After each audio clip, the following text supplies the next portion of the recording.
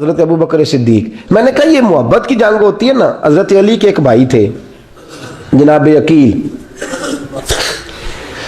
जनाब अकील वो जब उन्होंने कलमा पढ़ा तो नबी पाक के बड़ा करीब करीब रहने लगे और मेरे नबी करीम सल्लल्लाहु अलैहि वसल्लम भी उनसे बड़ा प्यार करते। हुजूर फरमाते तेरा कलमा पढ़ने की मुझे डबल खुशी हुई है।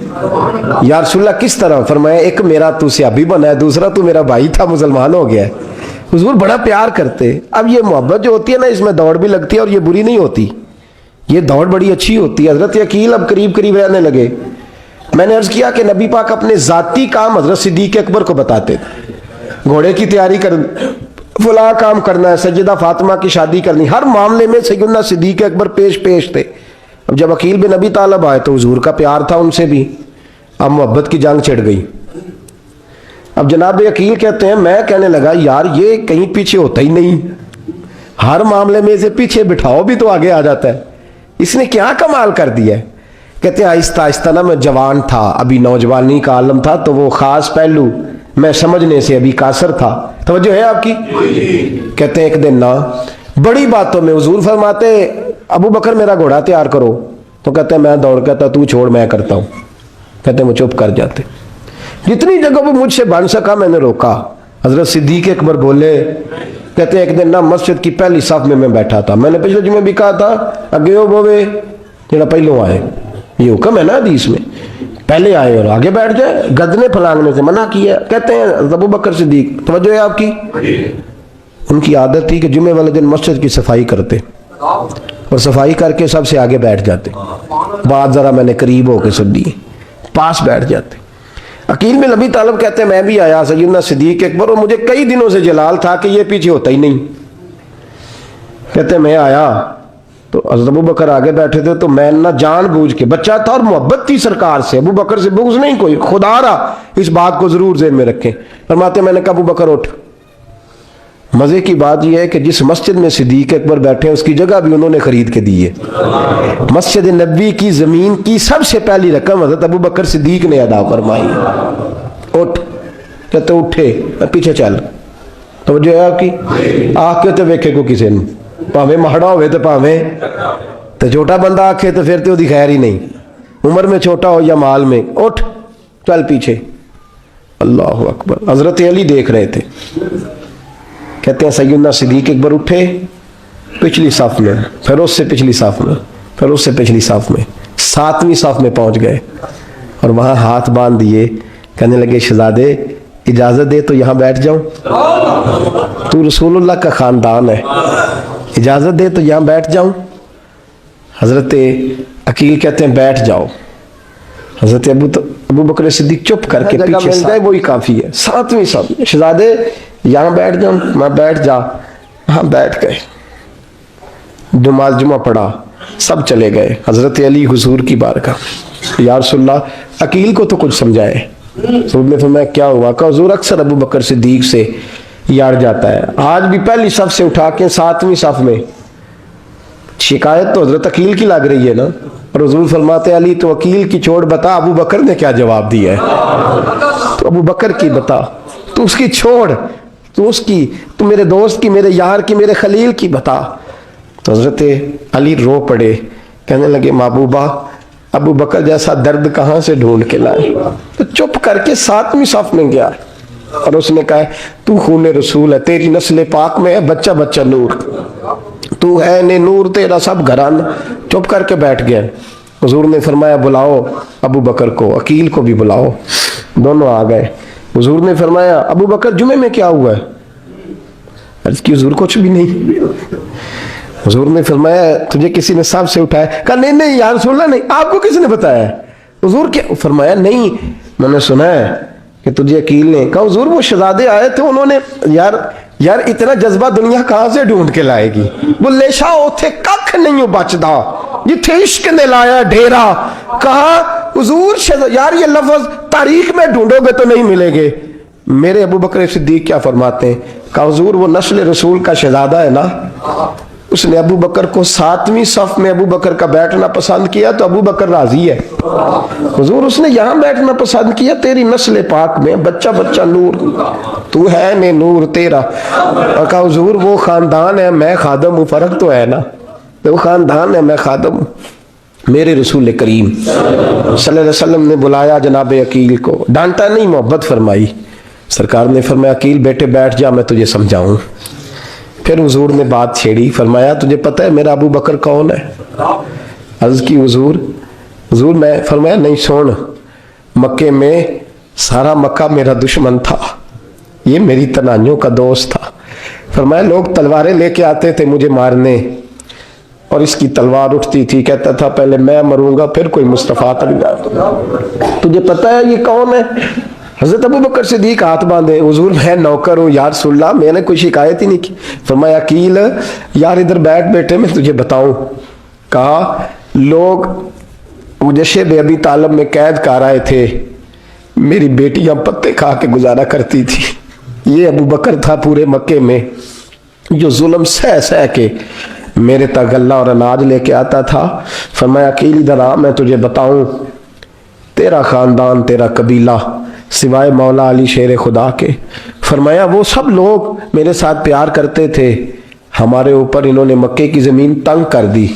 فرمایا میں مکے سے نکلا تھا, ابو بکر کی بیٹی غار ثور میں کھانا پکا کے لاتی تھی, اس کا بچہ بکریوں کا دودھ لے کے آتا تھا. فرمایا یہ جان پہ کھیل کے میری نگرانی کرتا تھا. فرمایا تجھے پتہ ہے جس جگہ تو بیٹھا ہوا ہے نا, یہ مسجد کی زمین بھی ابو بکر صدیق نے خرید کے دی. حضرت سیدنا عقیل یا رسول اللہ غلطی, حضرت ابو بکر کہتے ہیں حضور واللہ و رسول و منو, میرے اوپر اللہ رسول کے احسان ہے. آخری لفظ میرے حبیب نے کہے. حضور نے فرمایا عقیل میرے پاس جس کے بھی پیسے آتے ہیں میں بگانے سمجھ کے خرچ کرتا ہوں. میں کہتا ہوں فلانے کے ہیں, وہ پوچھے گا کہاں لگے, لیکن ابو بکر کے پیسے آتے ہیں تو میں اپنے سمجھ کے خرچ کرتا ہوں. اور میرے رسول کریم صلی اللہ علیہ وسلم نے فرمایا میرے ساتھ جس نے نیکی کی میں نے بدلہ چکا دیا ہے, ابو بکر کا میں نے بدلہ دیا ہی نہیں.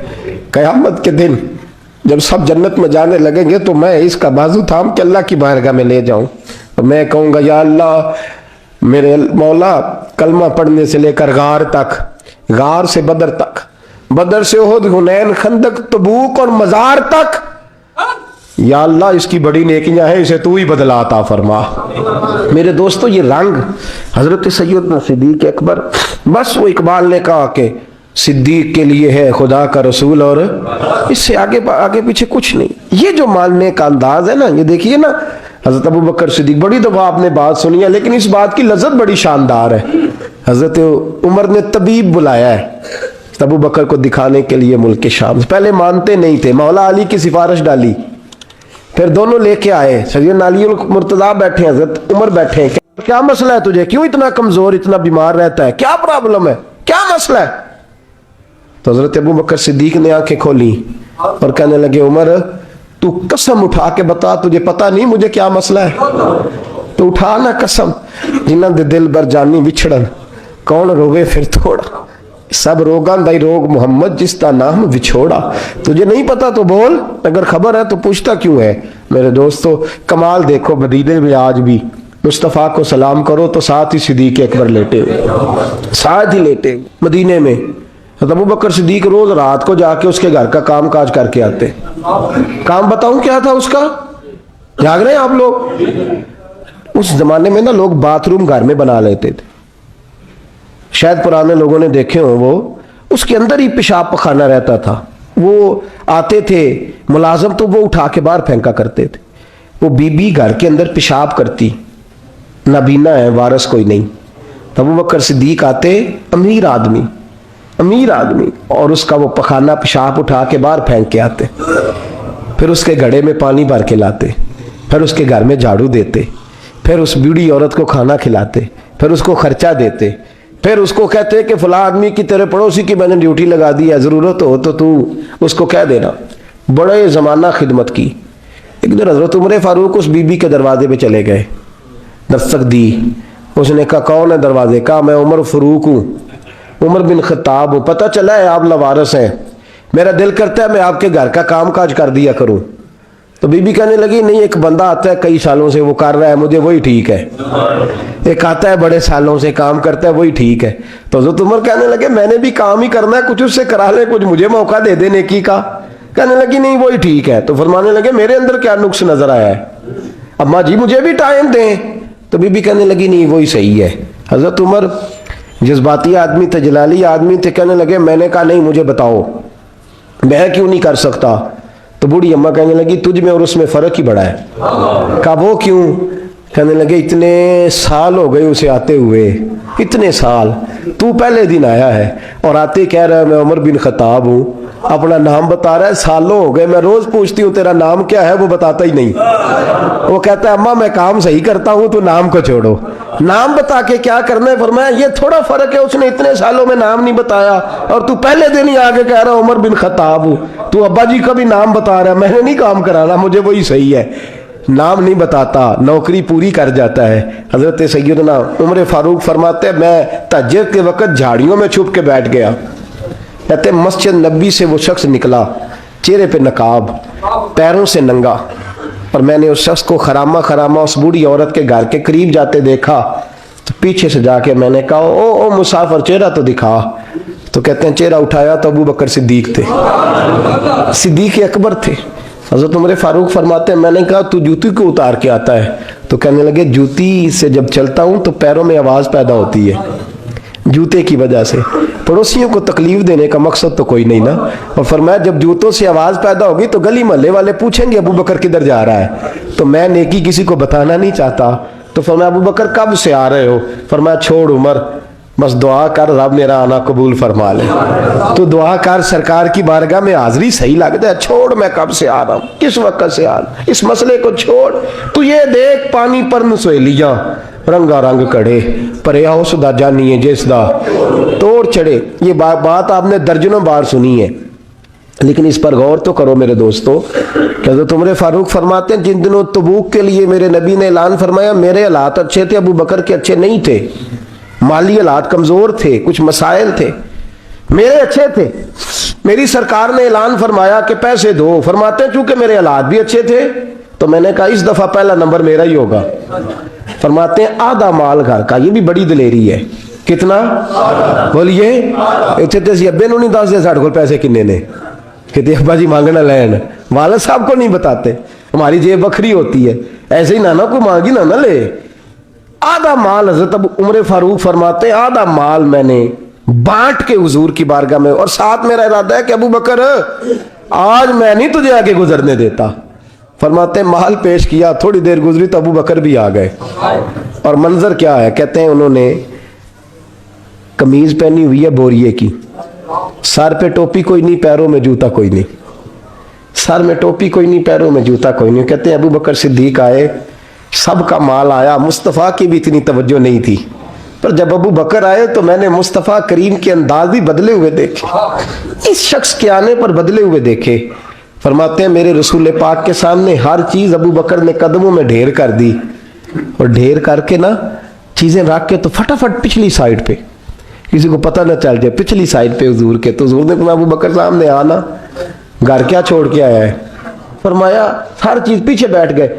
تو محبوب نے بازو تھام کے آگے کیا, فرمایا کیا چھوڑ کے آیا گھر؟ یہ اس بات پہ بات آپ نے پہلے بھی سنی ہے, لیکن ان لفظوں پہ غور کرو. ابو بکر نے یہ نہیں کہا حضور کچھ بھی نہیں میں سارا کچھ لے, یہ لفظ کہا ہی نہیں. اللہ کرے ہمیں اس عقیدے کو سمجھیں, اس نظریے کو. یہ ترمذی اور مشکات دونوں میں یہ لفظ موجود ہے. یہ نہیں کہا حضور کچھ بھی نہیں سارا کچھ لے آیا ہوں, یہ نہیں فرمایا. حضور نے فرمایا ابو بکر کیا چھوڑ کے آئے ہو گھر؟ توجہ ہے آپ کی؟ لفظ دیکھیں, کہا ما ابقیت اللہ و رسولے, یا رسول اللہ گھر میں خدا کو بھی چھوڑ آیا ہوں, محمد مصطفیٰ کو.